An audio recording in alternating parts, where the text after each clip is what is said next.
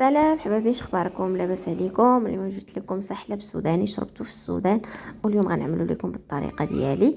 المهم حبايبي، السودانيين تيعملوا فيه السحلب، تيعملوا فيه سكينجبير. فاش هما هاد السحلب تيشربوه قبل الفطور، قبل اي حاجه بارده. المهم العائله اللي شربتو عندك يشربوا بهاد الطريقه، اللي تيشربوه قبل اي حاجه بارده باش ما كتجيب ديك الصدمه في الصدر ديالهم. المهم كتاخذوا كاس كبير ديال الحليب كما كتشوفوا، وكتاخدوا السكر وجوج معالق ديال يا اما فرص يا اما نشا، وعندي الزبيب والسمسم وواحد الكيس ديال الفالي انا اللي درتو.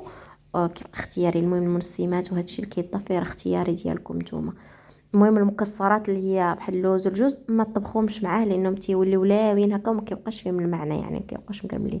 المهم البنات جبت هاد الكنكه، غادي نعمل فيها هذاك الكاس الكبير ديال الحليب. المهم انا دايره غير بحسابي، يعني ما دايرهش بحساب شي حد لانه هو اصلا كيشبع هاد النشا، هذا السحلب.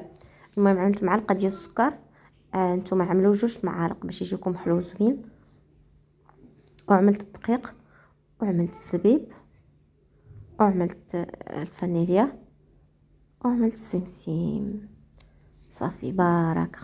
وغادي نحطو فوق النار. المهم البنات خلوه فوق النار تقريبا 5 دقائق 6 دقائق على حسب البروده ديال الحليب. الا كان بارد بزاف راه ممكن ياخذ لكم حتى 10 دقائق باش يلاه يسخن. وعلى نار مهيله وبقاو كتحركوا به، ما تغفلش عينكم حيت غيلصق لكم داك النشا لتحت. ومن بعد بقيت تحركي فيه حتى يبان لكم تقال واحد شويه بحال هكا، وصافي حطيه.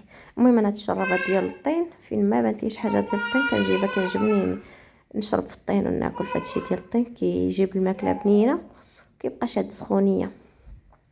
مرحبا كما كتشوفوا انا وجدته، كنتمنى انه يعجبكم وتجربوه وتقول لكم رمضان كريم والسلام عليكم. وما تنساونيش تدعموني بواحد اللايك وشي تعليق زوين، وتنقول لكم الله يسهل عليكم طريقكم يا رب.